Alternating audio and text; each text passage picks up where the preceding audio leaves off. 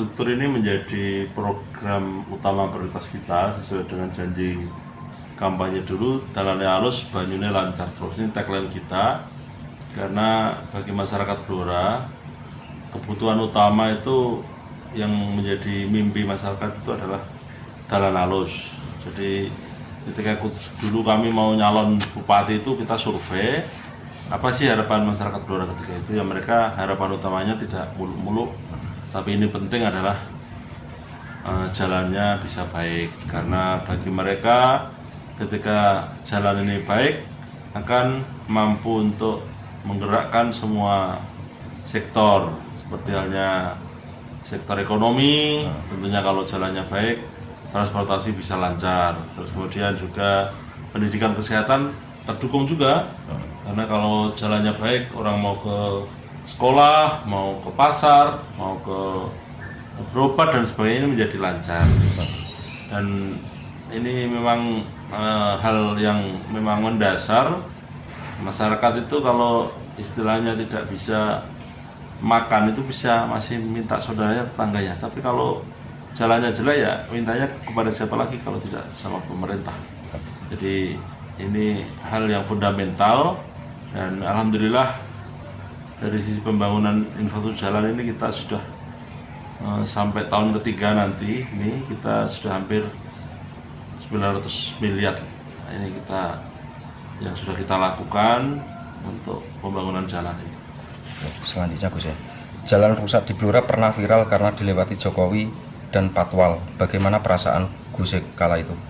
Jadi waktu itu kita memang mendampingi Pak Presiden, ada acara di daerah Kecamatan Jati. Ketika itu kami satu rombongan beriringan. Terus kami tahu berita itu setelah acara, karena memang kita posisinya di belakang. Banyak sekali teman-teman yang pada WA saya, terus akhirnya dari situ muncul viral. Terus kemudian hikmahnya karena jalan Blora jelek, ketika itu akhirnya kita bisa minta bantuan kepada Pak Presiden untuk impres jalan. Dan alhamdulillah beberapa waktu yang lalu Pak Presiden datang kembali untuk meresmikan infrastruktur jalan di Blora melalui skema impres jalan. Jadi istilahnya viral membawa hikmah, karena ini menjadi atensi pemerintah pusat sehingga Blora ini banyak dibantu. Dan tahun ini insya Allah pembangunan jalan di Blora akan didukung kembali dari pemerintah pusat melalui impres jalan. Selanjutnya Gus, selama Gus Ari menjabat bupati sudah membangun jalan sejauh mana? Jadi kalau data detailnya nanti bisa diminta ke PU sama Bapeda, tapi nominalnya ini hampir sekitar 900 miliar ya kalau nggak salah. Nanti lebih detailnya untuk panjang jalan yang sudah dibangun, ruas mana saja nanti bisa didetailkan di Dinas PU, nanti bisa minta ke PU. Terus selanjutnya, pembangunan jalan, sanitasi, air bersih, dan penerangan jalan jadi salah satu kesatuan yang tidak bisa dipisahkan dari masyarakat modern. Bagaimana sejauh ini di Blora Gus? Ya, bahwasanya kita selain jalan, kita juga dari lewat SDA, pembangunan irigasi dan juga air bersih, ini alhamdulillah juga dapat dukungan dari pemerintah pusat. Ini karena harapan masyarakat lewat banyune lancar terus itu ya, bagaimana kebutuhan air minum, terus kemudian nanti untuk MCK, untuk yang lain ini tercukupi. Jadi ini satu kesatuan yang memang harus kita laksanakan. Dan alhamdulillah dari sisi survei kita kebutuhan kemarin walaupun musim kemarau tapi ya masih bisa teratasi, tercukupi. Termasuk juga kita sedang juga tahun ini untuk menambah program penerangan jalan, karena setelah jalannya halus ini kan harus diimbangi dengan lampu-lampu. Ini harapan masyarakat ya, jadi kita upayakan untuk concern selain bangun jalan, irigasi, air bersih juga nanti lampu jalan ini secara bertahap kita akan bangun di Blora. Selanjutnya Gus, bagaimana strategi Gus Ari menyiasati kekeringan di musim kemarau dan gelap gulitannya jalan? Kalau kekeringan kita coba petakan dengan PDAM maupun PU untuk daerah-daerah yang memang bisa dibangun sumur, ini coba kita bangun ya. Tapi ada beberapa daerah yang memang sumbernya tidak ada. Yang kita lakukan adalah mencoba nanti membangun program untuk membangun tandon ya, tandon air, yang mana kalau pas musim kering ya kebutuhan air ini kita suplai lewat PDAM atau lewat BPBD nanti untuk masyarakat ketika butuh air bersih langsung disuplai. Di tandon itu masyarakat langsung bisa mendapatkan air bersih. Jadi ada memang strategi jangka panjang, ada strategi yang memang instan. Ketika butuh, kita siapin anggaran untuk antisipasi kekeringan. Pola yang selama ini kita lakukan, kita menggandeng juga pihak diaspora, BUMN, CSR, media, teman-teman untuk ikut. Biasanya memang responnya bagus, teman-teman pada ikut membantu untuk mengalami kekeringan ini. Terus kaitan menyiasati gelap gulita jalan itu Bu? Gelap gulita jalan ini kan ada status jalan desa, ada status jalan kabupaten, ada status jalan provinsi dan nasional. Sesuai dengan kewenangannya masing-masing, kita coba kolaborasi. Kalau jalan desa ya kita minta desa untuk menganggarkan untuk dibangun lampu-lampu di jalan-jalan di tingkat desa. Yang jalan kabupaten secara bertahap juga akan kita bangun. Begitu juga provinsi, kita minta kepada provinsi, jalan-jalan provinsi yang menjadi kewenangannya untuk diberi penerangan jalan juga. Begitu juga yang jalan nasional, kita terus koordinasi. Karena kalau jalannya sudah bagus, kalau nggak ada lampunya, kalau malam juga membahayakan. Sehingga kita coba untuk nanti memetakan kebutuhan berapa sih untuk penerangan jalan yang ada di Blora. Nah, ini sinergi antara pusat, provinsi, Pemkab dan juga desa ini nanti akan menjadi program bersama, sehingga tidak hanya mengandalkan kabupaten saja, tapi sesuai dengan status jalannya masing-masing. Nanti kita akan kolaborasi untuk membangun agar jalan ini terang benderang. Oke. Selanjutnya Bu, daerah-daerah lain yang maju salah satunya karena faktor pariwisata dan ekonomi kreatif. Apa yang bisa dijual dari Blora terkait hal ini Gus? Jadi faktor pariwisata kita ini daerah yang sebenarnya punya potensi, baik itu untuk wisata alam, wisata kuliner, maupun wisata budaya, wisata kesenian yang dimiliki Blora. Ini kita terus berupaya melakukan penataan, bagaimana menata daerah Blora ini menjadi salah satu tujuan orang datang. Yang sekarang memang sudah layak ini wisata kuliner ya. Hampir tamu-tamu ketika ke Blora ini mereka memberikan testimoni bahwa Blora ini kulinernya dahsyat, makanannya enak. Bahkan diaspora sendiri, para jenderal, Pak Kapolri, Kadif Propam dan yang lainnya itu hanya pulang kampung hanya ingin menikmati kuliner khas Blora. Ini menjadi wisata kuliner dipadu nanti dengan wisata budaya, kesenian. Kita punya barongan, tayub dan sebagainya. Nanti coba kita kolaborasi dengan beberapa pihak untuk buat festival-festival. Kalau kaitannya wisata alam ya kita punya migas, kita punya kayu jati, kita punya kampung samin. Ini beberapa sudah berprestasi, termasuk beberapa desa kita dorong membuat destinasi seperti halnya di Bangsri itu ada Noyo Gimbal View dan sebagainya. Dan juga beberapa desa wisata yang lain ada potensi buah-buah, desa buah dan sebagainya. Jadi semua potensi yang menurut masyarakat ini menarik, ini coba nanti kita libatkan juga selain pemerintah, pihak swasta dan juga para pelaku wisata seperti halnya PHRI ini mau kita aktifkan lagi, pelaku hotel, restoran ini coba kita ajak untuk menata wisata yang ada di Blora ini dengan kekhasan di bidang kuliner, di bidang alam, budaya, kesenian, tradisi. Ini yang coba akan kita kembangkan. Selanjutnya Gus, kemajuan pariwisata salah satunya karena ada pengelolaan yang baik. Apa strategi Gus Arif untuk mendorong kemajuan potensi kuliner Blora? Ya, tadi kita coba wisata kuliner ini beberapa sudah tampil di media nasional. Nanti kita akan buat festival kuliner, termasuk kita bawa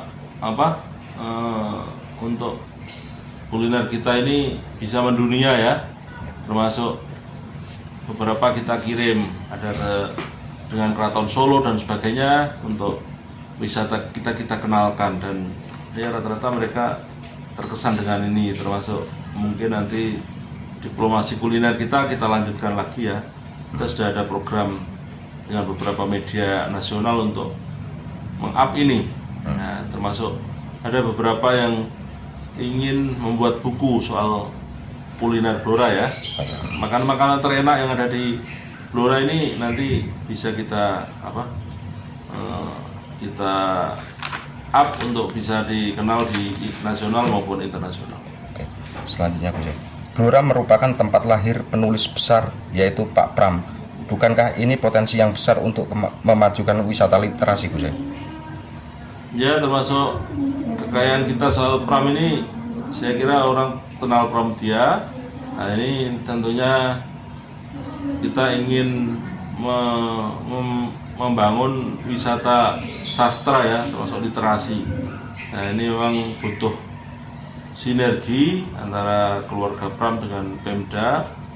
Nah, ini coba kita sinergikan bagaimana antara pihak keluarga dengan dinas, dengan beberapa penggiat penggemar Pram ini bisa saling sinergi untuk mewujudkan ini menjadi salah satu potensi yang kita jual, Pramudia Anantatur yang asli Blora, untuk menjadi wisata edukasi sastra dan mungkin literasi juga. Selanjutnya Gus, dibanding daerah lain, destinasi wisata Blora kurang dikenal orang. Menurut Gus Arif, apa yang menjadi penyebabnya? Lalu bagaimana solusinya? Jadi membangun sektor wisata ini ya tidak gampang ya, karena memang ini menyangkut berbagai faktor.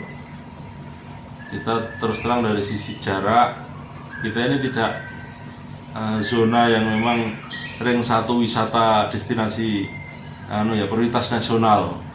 Nah, seperti halnya kalau daerah Magelang, daerah Solo, daerah Jogja ini kan menjadi destinasi yang memang diprioritaskan. Nah, kita kendalanya selain jarak ya, kadang akses menuju ke sini yang kadang orang bilang jauh. Terus kemudian juga kuncinya nanti sinergi mewujudkan event-event di bidang kita, ada pariwisata, ada budaya, kesenian ini. Ini kalau kita sering event, orang baru akan berkunjung ke sini. Nah, oleh karena itu solusinya ya bagaimana potensi yang sudah kita miliki tadi harus kita publikasikan dengan membuat event-event pengembangan wisata ini. Selanjutnya Gus, bandara merupakan etalase suatu daerah. Bagaimana gagasan Gus Arif soal Bandara Ngeloran Cepu dalam kaitannya dengan kunjungan pariwisata? Jadi kita ini memang terkendala soal bandara ini karena memang tiketnya ini mahal ya. Jadi kita sudah coba untuk membuka penerbangan ke Cepu, tapi karena tiketnya mahal, akhirnya kemampuan kita, pasar kita ini jadi tidak maksimal. Nah, coba nanti kita akan coba padukan dengan seperti kereta api. Nah, orang datang dari Jakarta, Surabaya bisa ke Blora ini naik kereta, ini katanya lebih menarik. Karena kalau menghidupkan bandara ini ya yang ada memang sekarang bandara tidak untuk terbang, tapi untuk dibuat pariwisata edukasi anak-anak. Anak sekolah ini nanti kita kaitannya menghidupkan bandara ini kedepannya lebih arahnya lewat pemanfaatan untuk umroh gitu. Tapi kalau untuk membuka akses komersil ini kita masih coba koordinasi terus, karena memang harga tiket masih mahal, orang masih punya banyak pilihan untuk lewat kendaraan darat, baik itu mobil maupun bis maupun kereta. Jadi kita di pengembangan lewat bandara ini memang tantangannya sangat banyak sekali. Jadi kita nanti fokuskan moda transportasi lainnya untuk orang menuju Blora ini. Selanjutnya Gus, infrastruktur bukan hanya pembangunan fisik tapi juga manusianya. Bagaimana menurut Gus Arif? Jadi kesadaran manusia untuk bisa menjaga infrastruktur yang sudah kita bangun ini juga perlu sekali. Jadi kadang-kadang anak-anak muda ini begitu jalannya bagus malah dipakai untuk trek-trekan, untuk balapan dan sebagainya, sehingga timbul korban. Jadi kesadaran bahwasanya jalan ya fungsinya untuk bagaimana memperlancar transportasi, ekonomi, sarana publik, nah ini tidak untuk balapan. Jadi kesadaran manusia, anak-anak kita ini harus kita selalu ingatkan bahwa fungsi jalan ini, infrastruktur ini ya untuk memperlancar pembangunan. Selanjutnya Bu ya, angka stunting di Blora terus meningkat sejak tahun 2021. Apa strategi Gus Arif untuk menjawab persoalan ini? Ini mengenai stunting nanti datanya bisa tanya di Dinas Kesehatan sama Bapeda ya.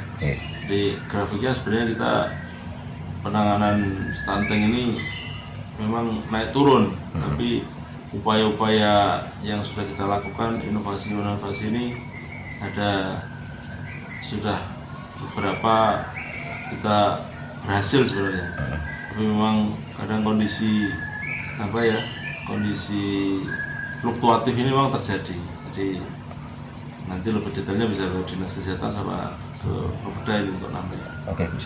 Selanjutnya Gus ya, belum memadainya sarana dan prasarana kesehatan di Blora menjadi salah satu faktor yang membuat angka kematian bayi tinggi. Apa yang dilakukan Gus Arif kaitan hal ini? Kaitan sarana prasarana kita terus seperti pembangunan rumah sakit.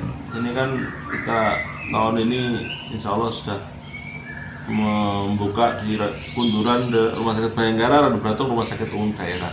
Ini dalam rangka untuk mendekatkan pelayanan. Jadi jumlah rumah sakit di 4 penjuru yang punya pemerintah ini ada Blora, Cepu, Randu, dan Kunduran. Selain juga rumah sakit swasta juga berkembang di Blora ini. Kalau nanti puskesmas, ini puskesmas kita ya sudah terakreditasi. Klinik-klinik yang ada nanti kita kerjasama untuk bagaimana di bidang kesehatan ini infrastruktur sarana prasarana terus kita lengkapi.